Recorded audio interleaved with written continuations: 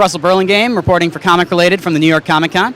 We're here talking to Terry Moore, creator of Strangers in Paradise and Echo.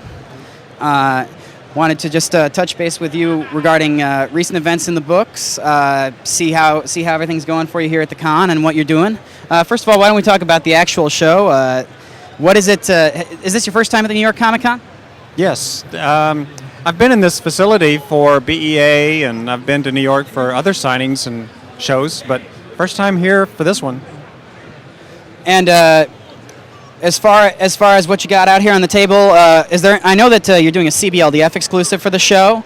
What other kind of special stuff are you bringing out for the conventions this year? Well, we'll always show up with new books, whatever the next new issue of Echo is. I didn't have the new trade in time for this one, the second trade paperback for Echo, but I will for the next show.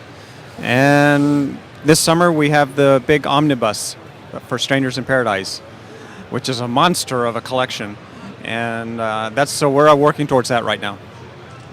And we talked about that at great length. You said it's going to be 2 hardcovers that are like 900 pages each.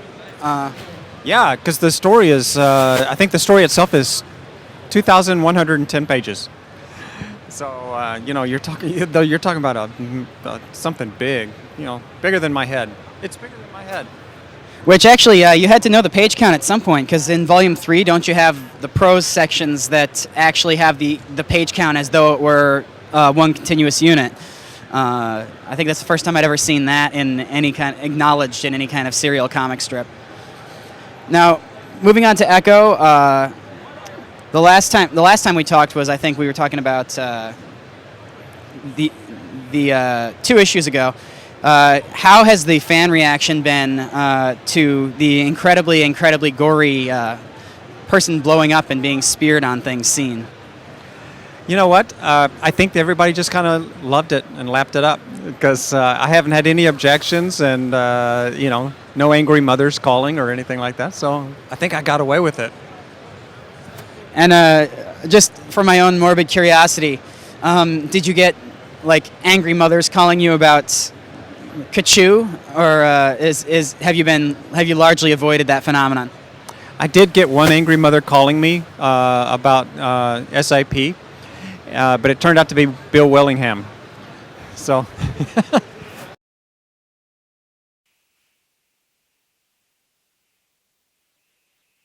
What's coming up in stock for Julie? I mean, we have at present we have her, and we have crazy homicidal homeless guy with powers. I know you suggested that this isn't the end of the line for people who are going to see affected by the blast. Well, I have some surprises up my sleeve, and I don't want to give away any spoilers, but stuff happens.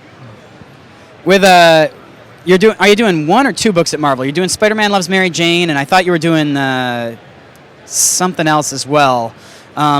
You're finding time for Echo to come out on the normal schedule and everything like that. It's not been really difficult to get everything turned around. It has been difficult, because I thought I had planned to do the Marvel books in this period of 1 year between my 2 series. So I thought, well, I need something to do this year. I'll do some Marvel work. But as it worked out, the Marvel work delayed, and now I'm doing everything at once. So I was doing Echo and Spider-Man Loves Mary Jane and Runaways all at the same time.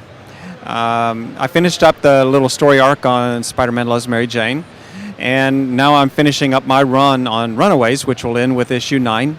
And I still am going to do more Marvel books, but maybe just one at a time now. So I think taking 3 titles on in a month is a bit much for me. Well, at least you had Craig Russo working with you on Spider-Man, because I'm a big fan of the Perhapanauts. I don't know if you've read the book or not, but he's a fantastic artist. And who is it that you're working with on the Runaways? Because frankly, I missed completely. It's a Japanese artist, and I cannot pronounce his last name, but he has done other Marvel work before. So it's a very, very nice style, very pleasant style. I think a lot of Marvel readers will know who he is when they see his work. All right, and again, going back to Echo, there's been a lot of intimation that the connection between Julie and I cannot remember the name of the girl who was the original pilot of the suit. Annie. There's been a lot of intimation that she's becoming slowly but surely aware of Annie's kind of presence in the book. Is that something that's going to come to fruition sooner or later? It's a steady progression in the story, and that's where the title comes from, Echo. It's the echoes of another person inside you. So there's a theme there. Hopefully there's a design that comes through. All right, thank you very much, Terry Moore. This is Russ for Comic Related. I really appreciate your time. All right, thank you.